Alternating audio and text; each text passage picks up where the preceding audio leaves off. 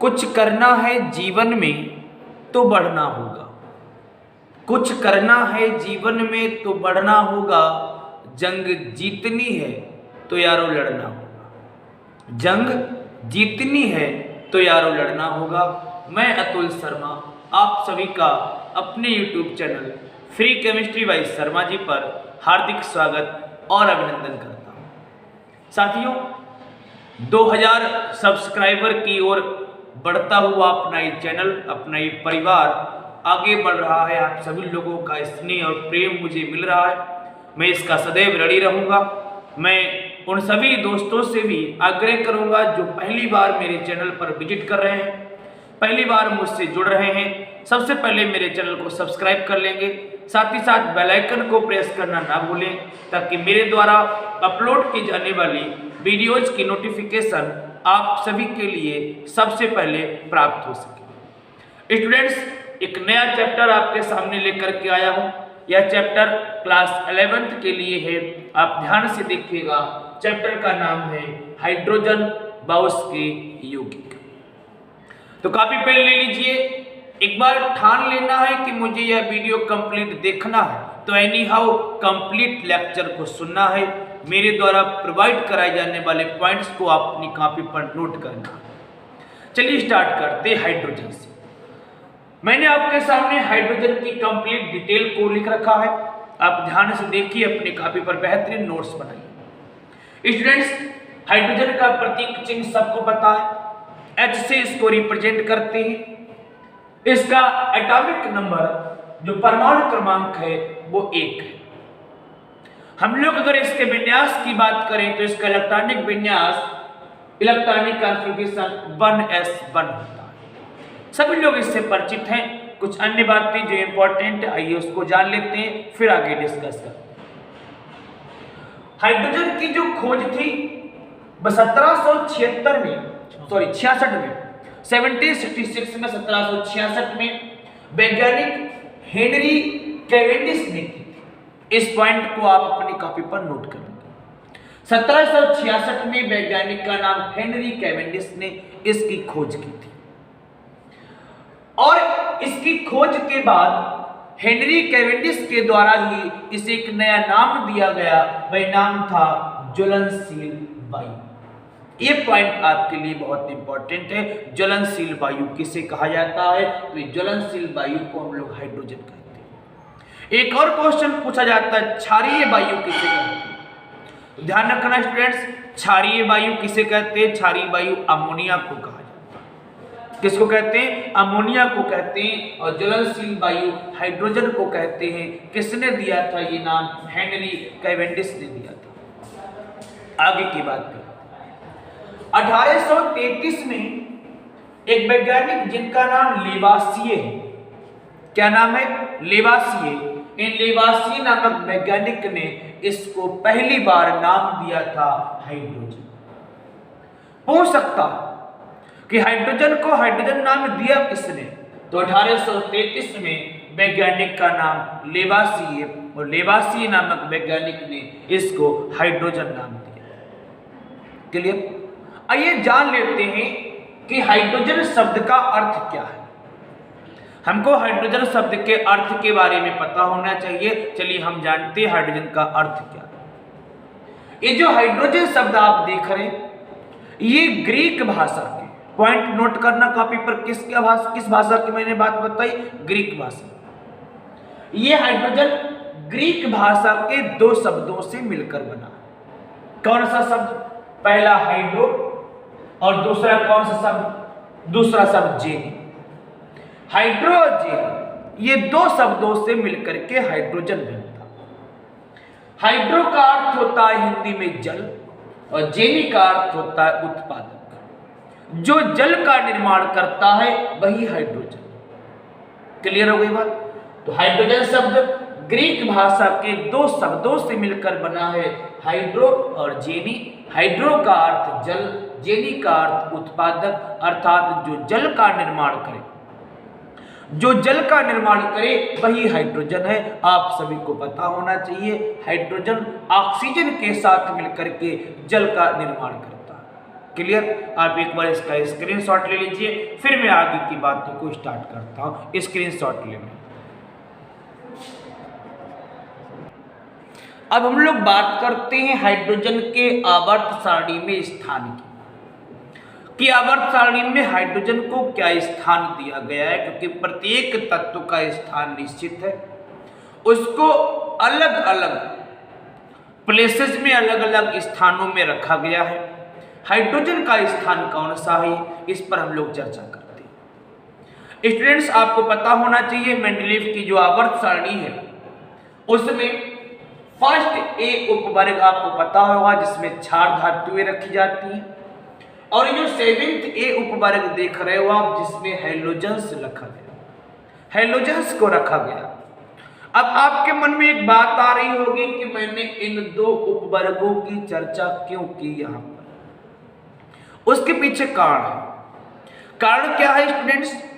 ये जो आप हाइड्रोजन देख रहे हो, ये हाइड्रोजन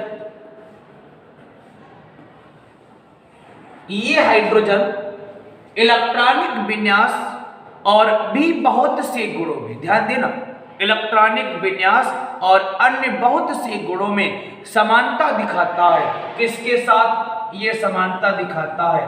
क्षार धातुओं के साथ। किसके साथ समानता दिखाता है? क्षार धातुओं के साथ। और मेंडलीव के द्वारा ये बात कही गई थी कि एक जैसे लक्षण दिखाने वाले सभी तत्वों को एक वर्ग में स्थान दिया जाना चाहिए। अगर हाइड्रोजन इलेक्ट्रॉनिक विन्यास और इसके अतिरिक्त अन्य बहुत से गुणों में अगर फर्स्ट ए उपवर्ग में रखी गई क्षार धातुओं से गुणों में समानता दिखाता है, तो फिर हाइड्रोजन को फर्स्ट ए उपवर्ग में क्षार धातुओं के साथ स्थान दिया जाना चाहिए। क्लियर हो गई बात? जब इसके साथ में समानता दिखा रहा है तो हाइड्रोजन को इसके साथ रखा जाना चाहिए। लेकिन अब हुआ क्या? अब हुआ कुछ यूं कि ये जो हाइड्रोजन है ये इलेक्ट्रॉनिक विन्यास और इसके अतिरिक्त अन्य बहुत से गुणों में हैलोजन से भी गुणों में समानता दिखाता है। इलेक्ट्रॉनिक विन्यास और अन्य बहुत से गुणों में क्षार धातुओं से ही नहीं हैलोजन से भी गुणों में समानता दिखाता है। अब साहब दो स्थितियां पैदा हो गई, हम लोग इधर रखें क्षार धातुओं के साथ रखें या फिर हैलोजन्स के साथ रखें, ये बहुत अधिक दुविधा की बात क्रिएट हुई। इसीलिए कहा जाता है कि आवर्त सारणी में हाइड्रोजन का स्थान विवादास्पद है। कारण क्या है? विवाद होने का कारण यही है कि ये जो हाइड्रोजन है ये ना केवल फर्स्ट ए उपवर्ग की क्षार धातुओं से समानता दिखाता है बल्कि सेवेंथ ए उपवर्ग की हैलोजन्स के साथ में भी समानता दिखाता है।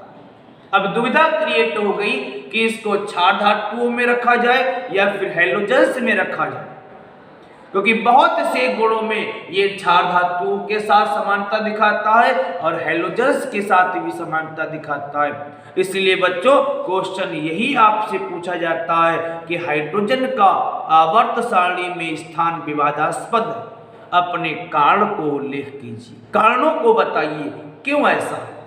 तो यहाँ पर एक बात निकल करके आई है कि हाइड्रोजन क्षार धातुओं से भी समानता दिखाता है और हैलोजन से भी समानता दिखाता है।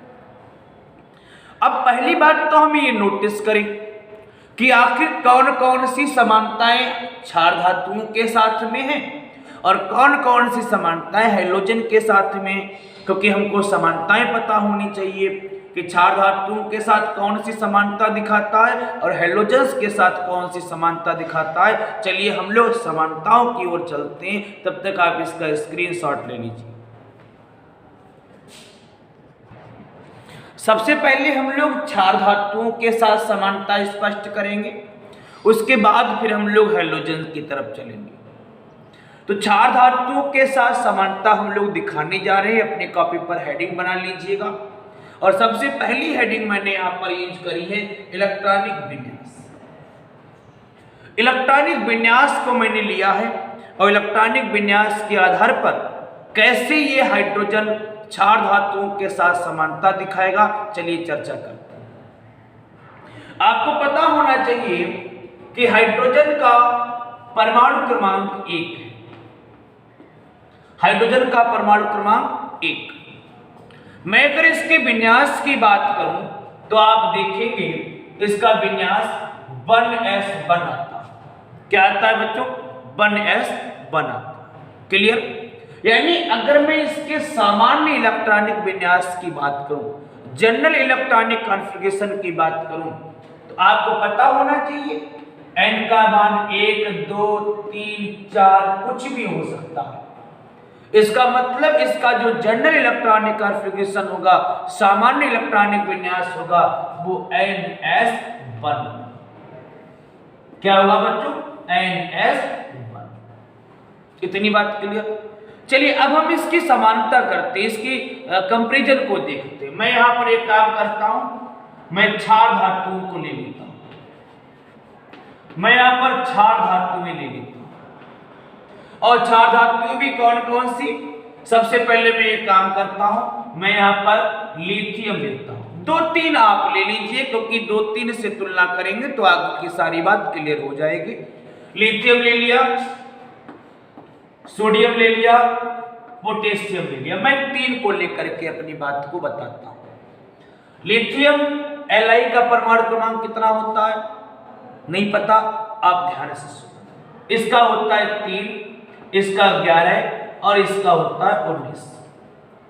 3, 11, 19। मैं जब इसका विन्यास निकालूंगा तभी आएगा 1s2, उसके बाद 2s1।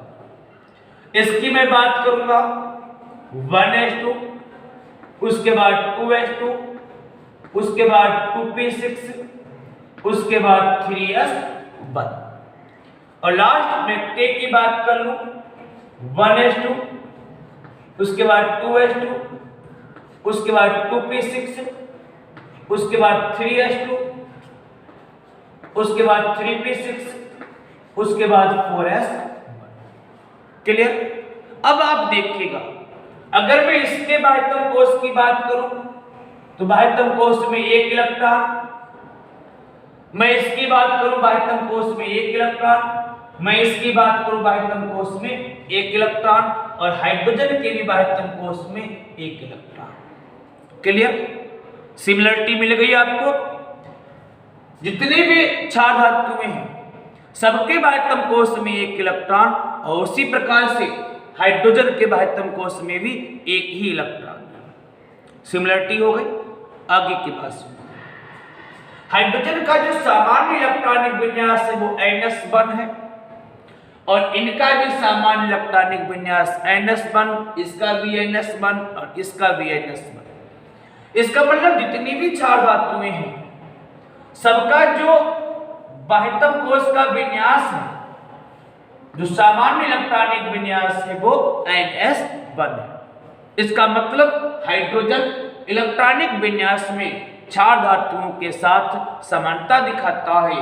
क्षार धातुओं की तरह हाइड्रोजन का भी सामान्य इलेक्ट्रॉनिक विन्यास ns1 है। अतः इनको क्षार धातुओं के साथ, हाइड्रोजन को क्षार धातुओं के साथ स्थान दिया जाना चाहिए। आप एक बार इसका स्क्रीनशॉट ले लो, फिर मैं आगे के पॉइंट क्लियर करता हूं। अब आगे की पॉइंट बताता हूं, अन्य समानताओं का जिक्र करता हूं। अन्य जो समानताओं में मैंने सबसे पहले लिया है वह धन विद्युतीय लक्षण। धन विद्युतीय लक्षण, इलेक्ट्रोपॉजिटिव नेचर। इलेक्ट्रोपॉजिटिव, जब कोई एलिमेंट इलेक्ट्रॉन को त्याग देता है, इलेक्ट्रॉन को त्याग देता है तो वह इलेक्ट्रोपॉजिटिव नेचर शो करता है, धन विद्युतीय लक्षण शो करता है। और जब कोई तत्व इलेक्ट्रॉन को ग्रहण कर लेता है, इलेक्ट्रॉन को ग्रहण कर लेता है तब वह इलेक्ट्रोनिगेटिविटी कैरेक्टरिस्टिक्स या इलेक्ट्रोनिगेटिव कैरेक्टर कह सकते हैं स्पेसिफिक प्रॉपर्टीज शो करता है। तो अगर धन विद्युतीय लक्षण की बात करें तो इलेक्ट्रॉन को त्यागा जाएगा और ऋण विद्युतीय की बात करेंगे, इलेक्ट्रोनेगेटिव की बात करेंगे, तो इलेक्ट्रॉन को ग्रहण किया जाएगा। लेकिन जो हाइड्रोजन है वो क्षार धातुओं से समानता दिखाता है। क्षार धातुएं क्या करती हैं? अपने बाह्यतम कोश का एक इलेक्ट्रॉन त्याग देती है, और हाइड्रोजन भी उन्हीं के जैसा अपने बाह्यतम कोश का जो इलेक्ट्रॉन है उसको वो त्याग देती हैं। देखिए, मैं हाइड्रोजन की बात करूं और 3 क्षार धातुओं को ले लेता हूं, लिथियम, सोडियम और पोटेशियम। ठीक, हाइड्रोजन का परमाणु क्रमांक पता ही होगा, 1, जेड, लिथियम का 3, सोडियम का 11 और के का परमाणु क्रमांक 19। चलिए विन्यास दिखाएं। इसका 1s1, इसका 1s2, 2s1, इसका 1s2, 2s2, 2p6, 3s1, इसका 1s2, 2s2, 2p6, 3s2, 3p6, 4s1। अब आप देखिए ये क्यों अपने बाह्यतम कोश का इलेक्ट्रॉन त्यागती है, उसके पीछे भी रीजन सुन लीजिए। मैं अगर लिथियम की बात करूं तो लिथियम अगर अपने बाह्यतम कोश का ये इलेक्ट्रॉन त्याग दे तो इससे पहले वाला जो आप देख रहे हो S, ये कंप्लीट भरा हुआ है। कैसा है? कंप्लीट भरा हुआ है। और कंप्लीट भरे होने का मतलब ये ज्यादा स्टेबल हो जाएगा, ये ज्यादा स्थायी हो जाएगा, इसीलिए अपने बाह्यतम कोश का इलेक्ट्रॉन त्याग देता है। और त्याग करके क्या बनाता है? Li पॉजिटिव बनाता है। सोडियम की बात करते हैं, अगर ये अपने बाह्यतम कोश का एक इलेक्ट्रॉन त्याग दे तो इससे ठीक पहले 6 और 2 8, इसके पास 8 इलेक्ट्रॉन हो जाएंगे, और जिसके पास 8 इलेक्ट्रॉन है उसका अष्टक पूरा है बच्चों, और जिसका अष्टक पूरा है आप ध्यान रखना वो स्थायी है, उसको अभिक्रिया करने की जरूरत नहीं है। तो ये भी अपना इलेक्ट्रॉन त्याग करके क्या बनाता है? Na पॉजिटिव बनाता है। बात आती है पोटेशियम की। आप देखिएगा अगर ये अपने बाह्यतम कोश का इलेक्ट्रॉन त्याग दे तो इससे ठीक पहले 6 और 2 8 हो जाते हैं, यानी इसका भी अष्टक पूरा, ये भी सहाविस्थाई, अब इनको भी अभिक्रिया करने की जरूरत नहीं है। तो ये भी क्या बना लेगा? ये भी के पॉजिटिव बना लेगा। क्लियर? अब हाइड्रोजन क्या करता है? 2 तरह के लोग सही होते हैं, एक जिनके पास सब कुछ हो, एक जिनके पास कुछ भी ना हो। क्लियर हो गई बात? हाइड्रोजन भी क्या करता है? अपने बाह्यतम कोश का इलेक्ट्रॉन त्याग देता है, इसके पास एक ही इलेक्ट्रॉन है वो भी ये त्याग देता है, और त्याग करके ये कन्वर्ट हो जाता है H पॉजिटिव। तो देखिए H positive, Li positive, Na positive, K positive, सभी अपने अपने एक इलेक्ट्रॉन को त्याग करके धन विद्युतीय लक्षण शो करते हैं। तो हाइड्रोजन क्षार धातुओं की बात धन विद्युतीय लक्षण को प्रदर्शित करता है। आप इस बात समझ चुके हैं, आप इसको जान चुके हैं। अगर आपको ये लेक्चर पसंद आ रहा हो तो कृपया करके एक लाइक जरूर कीजिएगा, कमेंट्स कीजिएगा, और अगर नए हैं तो वीडियो को देखते समय चैनल को सब्सक्राइब जरूर कर लेना, ताकि मेरे द्वारा अपलोड की जाने वाली वीडियोज की नोटिफिकेशन लगातार कंटिन्यू आपके लिए मिलता रहे। आप एक बार इसका स्क्रीनशॉट ले लीजिए। अगला जो पॉइंट आप देख रहे हैं आपके सामने कॉपी इस पे बोर्ड पर लिखा हुआ है, वह पॉइंट है संयोजकता। संयोजकता का मतलब बैलेंसिंग। संयोजकता का मतलब बच्चों बैलेंसिंग। बैलेंसी की बात की जा रही है। बैलेंसी होती क्या है आपको पता होना चाहिए। कोई भी एलिमेंट स्थायी होने के लिए जितने इलेक्ट्रॉनों को ग्रहण करता है अथवा जितने इलेक्ट्रॉनों को त्याग देता है, जितने इलेक्ट्रॉनों को ग्रहण करता है अथवा जितने इलेक्ट्रॉनों को त्याग देता है उनकी संख्या संयोजकता कहलाती है। अभी आपने देखा कि हाइड्रोजन ने एक इलेक्ट्रॉन त्याग दिया था और H पॉजिटिव बनाया था, लिथियम ने भी एक इलेक्ट्रॉन त्याग दिया था, सोडियम ने भी एक इलेक्ट्रॉन त्याग दिया था और पोटेशियम ने भी एक इलेक्ट्रॉन त्याग दिया था। किसी भी एलिमेंट के जितने इलेक्ट्रॉन बंध बनाने में पार्टिसिपेट करते हैं वह कहलाता है उसकी ऑक्सीडेशन बैलेंस संयोजकता कहलाती है। अब आप एक और तरीके से समझिएगा, एक और तरीके से मैं आपके लिए स्पष्ट करूंगा बैलेंस से। आपने देखा हाइड्रोजन का परमाणु क्रमांक 1, इसके बाह्यतम कोश में 1 इलेक्ट्रॉन। आपने विन्यास निकाला था बनस्पत। एक और तरीके से समझिए, किसी भी एलिमेंट के पास जितने अनपेयर्ड इलेक्ट्रॉन होते हैं, बहुत सरल परिभाषा, किसी भी एलिमेंट के पास जितने अनपेयर्ड इलेक्ट्रॉन हैं वो उनकी बैलेंसी है, वो उसकी संयोजकता है।